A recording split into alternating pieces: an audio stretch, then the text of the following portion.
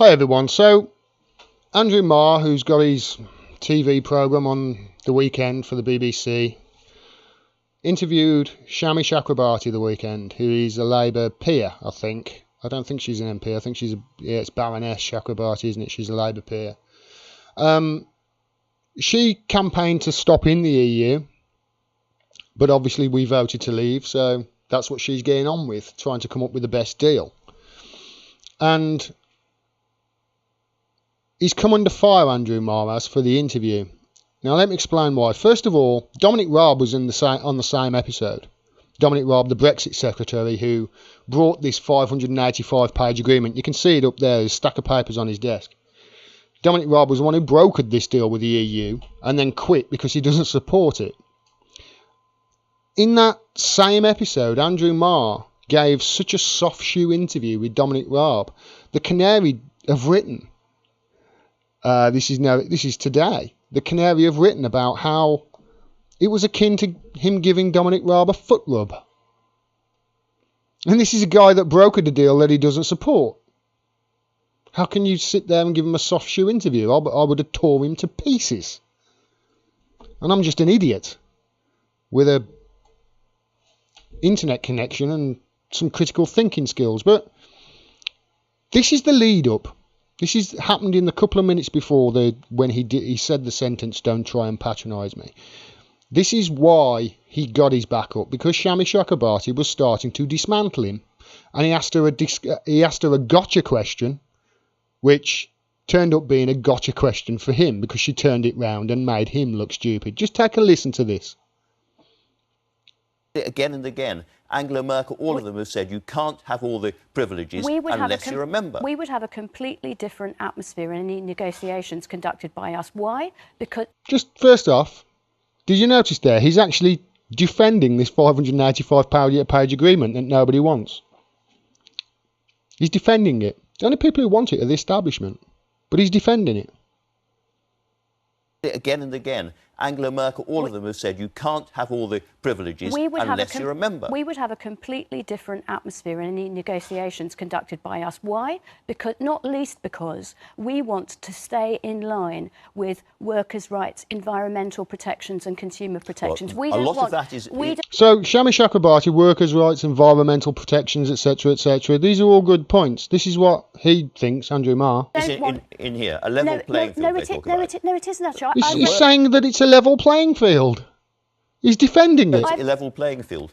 But we're not talking about a level playing field and no regression for now. We're talking about staying in line with progress in the future. Under this arrangement, workers' rights, consumer environmental protections would over time decline in Britain. You wouldn't be able to strike new trade deals under that circumstances. And again, whatever the atmosphere is, I mean, you may think we're nicer, we're Labour, they'll be nice to us. You're citing this deal to me, and I'm telling you that I'm not buying it, and I don't think the House of Commons is buying it because it's unacceptable. It's unacceptable to all sides. Everybody. It's unacceptable to everybody, this is. Remainers don't like it. Leavers don't like it. The people don't like it. The only people who like it are the establishment because it keeps the status quo, hey, the island question isn't solved. The island question, that's not solved. Just kick the can down the road to 2099. To leavers, to Remainers. You read it? Yes, I have, actually. Here's the gotcha question. Have you read it? Here's the gotcha question. Yes, I have, actually, but I'm sure you have too. I've read an awful lot of it, yeah. Well, I've read it all. Thank you. So he's given her a gotcha question there, and she said, yes, I have you? And he hadn't. So she's made him look a bit foolish. And then a few minutes later, well, I think it was actually a minute later, this happened. I can't understand why you want to leave the EU. Let me start that from the beginning again. I can't understand why you want to leave the EU. I don't want to leave the EU. I campaign to remain. I can't understand. Let's just get this straight. He said, I can't understand why you want to leave the EU. Andrew Marr, she has 17.4 million reasons to want to leave the EU because 17.4 million people democratically voted for that to happen. Is that such a difficult concept, or is you being a lickspittle to the establishment just blinding you from that fact? And she calls him out on this, and he gets quite angry, quite rattled. I can't understand why you want to leave the EU. I don't want to leave the EU. I campaign to remain. But you're going to go into a general election campaign as a member of a party whose manifesto says we are leaving the EU. I'm a Democrat. I don't know about you. Enablers. I don't know about you, Andrew, but I'm a Democrat. Don't try and patronise me. I'm as much a Democrat as you are. I certainly wouldn't try to patronise you. Anyway, I'm sure you would never try and patronise me. Neither way. If Andrew Marr really was as much of a Democrat as she is, he wouldn't have to ask the question, I can't understand why you want to leave. That's what people voted for. And that's exactly what she said. Don't know about you, but I'm a Democrat. And that's why he got angry and upset. Don't try and patronise me. Andrew Marr, let's face it, wouldn't be where he is at the BBC if he didn't act and think like that. If his whole outlook wasn't to protect the establishment and what the establishment want, he wouldn't be there. There are some great reporters at the BBC, I know, but they're not in the politics genre. Stacey Dooley and Louis Theroux, they do some great documentary work, great investigative journalist documentary work. People like Andrew Marr are a lickspittle to power, and that's what they are. That's why they are there. And he was called out on this a while ago. Andrew Marr was by this guy, Noam Chomsky. Let's just play this because it's glorious. In 21 seconds, Chomsky just obliterates Andrew Marr's career. I'm sure you're speaking for the majority of journalists who are trained, have it driven into their heads that this is a crusading, a profession, adversarial, we stand up against power, very self-serving view. How can you know that I'm self-censoring? How can you I know don't say that you're journalists self-censoring. I'm sure you believe everything you're saying. But what I'm saying is if you believe something different, you wouldn't be sitting where you're sitting. And there you go. And that's why Andrew Marr was talking that way to Shami Chakrabarti. And that's why Andrew Marr is on the BBC. And I hate to ask this question, I really do, because I don't like it when arguments, in the public, and especially to do with politics, are actually boiled down to this question. But I think in this case, you've got to ask it. Would Andrew Marr have reacted that way? Don't try and patronise me. If Tony Blair had said what Shami Chakrabarti was saying there.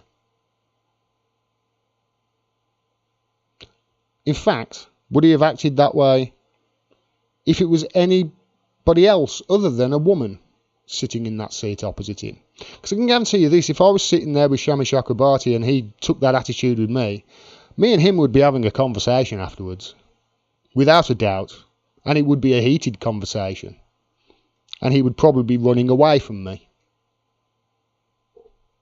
I put it to you that he wouldn't.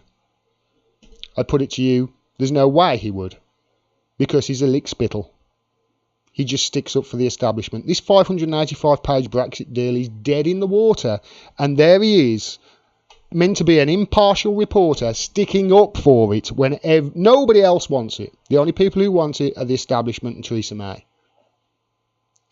It goes to show, really, just prove this whole thing does, just how much of a sham politics on the BBC and on broadcast media in general has become. And it's funny, really. It's quite apt that I actually showed this guy, Chomsky, because Chomsky, it's quite apt that I show that, him obliterating Andrew Marr in that 21-second clip. Because Chomsky was the one who was the guy who co-wrote Manufacturing Consent. And Andrew Marr knows that if he is not like this, and if he does step out of line at all with anybody in the establishment, or he does step out of line and piss the establishment off, he loses his access. Let me remind you, Michael Crick, a couple of months ago, did an interview with Theresa May, when Theresa May was on her jollies around South Africa, dancing away, you might remember it. And before she went over to see Nelson Mandela's jail cell, she had a really tough interview with Michael Crick, and he asked her some really, really tough questions. Questions about, what were you doing? You know, the Tories were calling Nelson Mandela a terrorist during that time and making badges with Hang Mandela on it. What were you doing? It was really quite I made a video about it. It was great to see. Channel 4 haven't had an interview with Theresa May since. BBC have. In between, there was the Tory party conference. Every single Tory party conference since the Channel 4 has been around, they have interviewed the leader. Not this year, though, because it came a few weeks after. They were asked some tough questions. That's the state of the BBC in this country, and this is why we all have to just ditch them. We have to ditch the establishment media and hold their feet to the fire, as well as the politicians, and support independent media, because people like me will give you the truth. I've got no dog in this fight. I don't care. I really don't care. Yes, I have a personal view on what's the best way forward, but I'm not going to lie, and I'm not going to ask stupid questions like Marr does in just a sick attempt to stick up for the establishment. Support independent media. People like Andrew Marr, criticise him as much as you can, because the more criticism, the better. However much you give him, it's not enough, in my opinion. If you like this video and you want to see more, please subscribe and click the bell below so you get a notification of when I drop further videos. Independent voices like mine, I'm sure you're aware by now, are being censored across all social media platforms, so please like and comment on the videos. That really does help the channel out, and share the videos wherever you can to grow the audience. If you can, please support me on Patreon. You can do it for as little as $1 a month. I cannot do this without your help. I rely on your donations. Thanks very much for your support. It really is appreciated. Until next time, peace and take care.